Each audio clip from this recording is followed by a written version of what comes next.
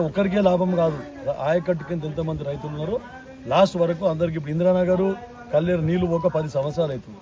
నేను ఇంతగానం తనలాడి ఇంత కష్టపడేది లాస్ట్ ఇంద్రానగర్కు నీళ్ళు ఇవ్వాలి, కల్లేరుకు నీళ్ళు అక్కడ వరకు నీళ్ళు ఇవ్వాలని చెప్పేసి. ఇవి ఎట్లా ఎమర్జెన్సీ కెనాల్ లెఫ్ట్ ఇవన్నీ వాడతాయి. కొన్ని రోజులు ఆపి మిగిలిన పని పూడిక తీయడానికి మనము కొన్ని రోజులు ఆపడం జరిగింది. దాన్ని రాజకీయం చేసుకొని కొంతమంది రైతులను రెచ్చగొట్టి మాకు నీళ్లు కావాలని చెప్తున్నారు.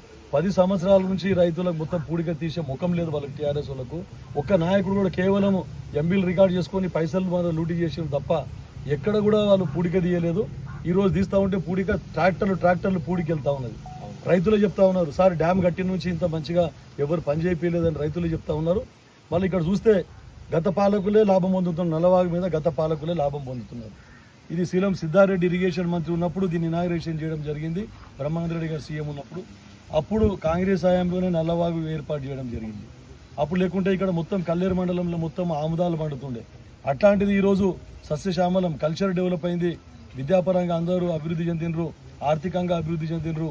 కాబట్టి ఎక్కడ నీటి సౌకర్యం ఉంటుందో, ఎక్కడ ఇరిగేషన్ ఉంటుందో అక్కడ కల్చర్ డెవలప్ అవుతుంది అని చెప్పేసి మనకు నాగరికత చెప్తా ఉన్నది.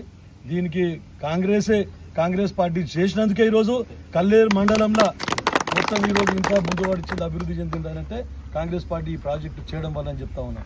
ఈరోజు అవాకులు చెవాకులు పలుకుతా ఉన్నారు కొంతమంది టీఆర్ఎస్ నాయకులు.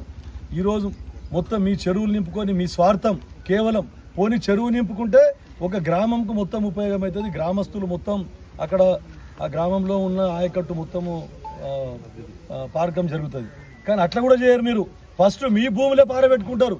గదమల కాడ కావాలి ఉన్న చరిత్ర ఉన్నది మీకు. మీరు రాజకీయం ఇప్పుడు కొత్తగా చేస్తున్నారు. మీరు గదమల కాడ వేరే వాళ్ళ రైతులకు నీళ్లు వాడకుండా అడ్డుకట్ట వేసి కేవలము మీ భూములు వారిన తర్వాతనే బీద రైతుల ఎకరా 2 ఎకరాలు నీరు వారిన చరిత్ర ఇక్కడ ఉన్నది మీ ఖానాపూర్లా అని చెప్తా ఉన్నా. మీరు జాగ్రత్త. ఇప్పుడు కూడా మీరు నీళ్ళు నింపుకుంటే చెరువులలో నీళ్ళు ఎక్కువ ఉన్నప్పుడు మేమే చెప్పినాం అలుగు వేస్ట్ పోతా ఉన్నది అని చెప్పేసి 6 గంటలకు అలుగు బారుడు సురువైతే మొత్తం 10 గంటలకల్లా నీళ్ళు ఇవ్వాలి. చెరువులు ఎక్కడెక్కడ ఇంకా నిండలేదో అక్కడక్కడ చెరువులు నింపాలని చెప్పినాం. చెప్పి 2 రోజులు 3 రోజులు కంటిన్యూస్గా నీళ్ళు ఇచ్చి చెరువులు నిండగానే వర్షం మళ్ళీ పడింది. కంటిన్యూస్గా పడి చెరువులు కూడా మొత్తం 100% చెరువులు కూడా నిండడం జరిగింది. చెరువులు నిండిన తర్వాత మొత్తం మేము నీళ్లు ఇవ్వడం ఆపేసి మిగిలిన పూడిక కార్యక్రమం కేవలం నల్లవ కాంట్రాక్టర్ చెప్తే ఆయన కేవలం 2 మాత్రమే జేసీబీలు పెట్టడం జరిగింది. 2 జేసీబీలతో తీస్తా ఉంటే వెళ్తా ఉంది.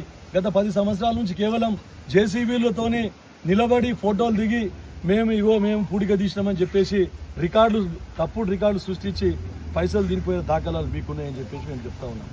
ఈరోజు రైతులు ఒక పక్క నీళ్ళు అడుగుతా ఉన్నారు, సార్ మాకు నాట్లు వేసుకోవడానికి టైం అయిపోతుందని చెప్పేసి. అందుకని ఒక రోజుకు 5 జేసీబీలు కూడా పెట్టినాం. మేము కాంట్రాక్ట్ తీసుకొని 5 జేసీబీలు కూడా పెట్టి మొత్తం రోజు 4-5 జేసీబీలు నడిచి మొత్తం చివరి ఆయకట్టు వరకు కూడా ఈ పూడిక తీసే కార్యక్రమం మేము చేపట్టినాం. ఎప్పుడు కూడా ఈ గతంలో 10 సంవత్సరాలు కాదు 15 సంవత్సరాల నుంచి కూడా తీయలేదు.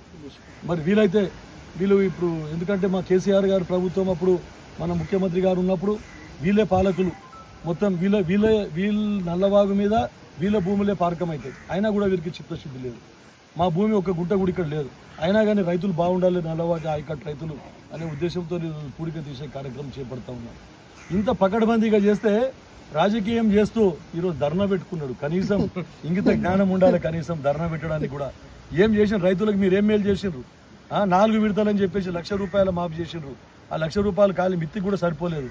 మా ముఖ్యమంత్రి గారు వచ్చిన తర్వాత ₹2,00,000 ఒకటే విడత, అది కూడా ఎలక్షన్ల వరకు మేము ఆగాలంటే ఆగుతుంటుంది. కానీ ఫస్ట్ సంవత్సరంలోనే మొత్తం ₹2,00,000 వరకు మేము మాఫీ చేయడం జరిగింది. అందరు రైతులు కోరుకునే విధంగా రైతు భరోసా కూడా ₹6,000 కాడికి ఎకరాకి అందరికీ రైతులకు కూడా రైతు భరోసా వేయడం జరిగింది.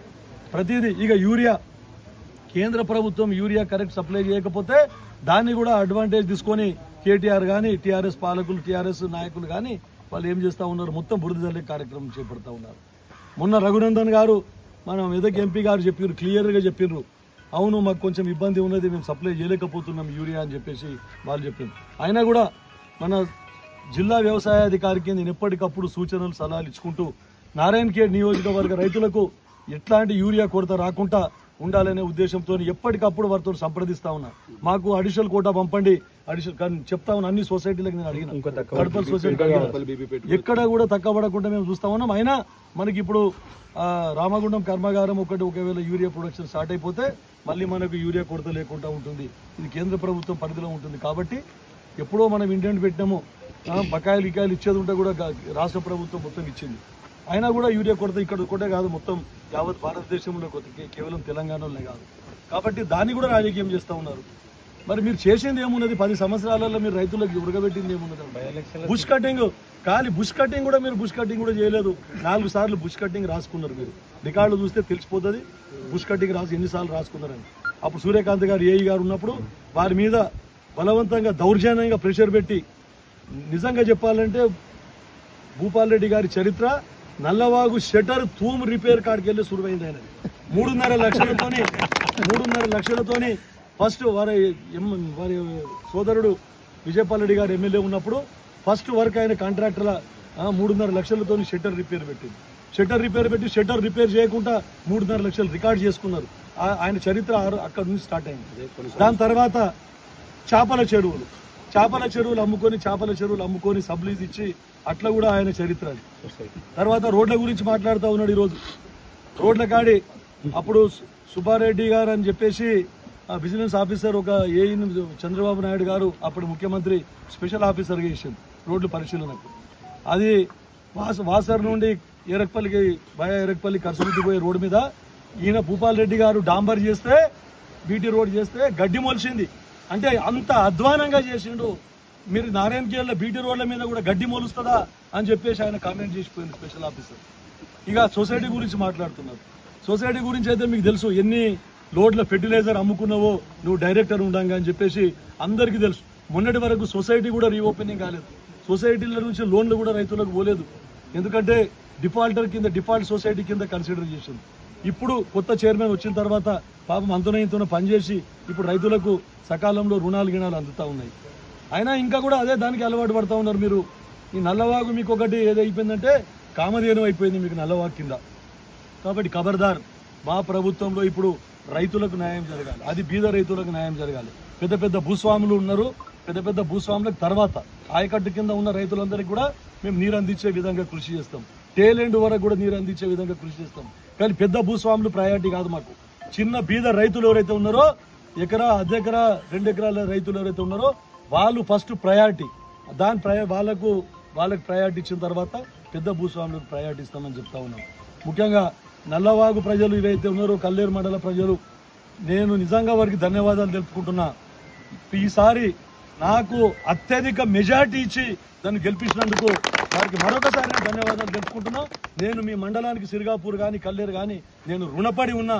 ఖచ్చితంగా మీకు అన్ని విధాల నా శాయశక్తుల కృషి చేసి మీ అభివృద్ధికి అన్నిట్లో నేను కృషి చేస్తానని చెప్తూ ముగిస్తా ఉన్నాను. మరొకసారి తప్పుదో పట్టించి రైతులను రెచ్చగొట్టి కళ్ళబొల్లి మాటలు చెప్పి అబద్ధాలు చెప్పి ఇలాంటి ధర్నాలు ఎన్ని చేసుకున్నా కూడా రైతులకు అంది తెలుసు.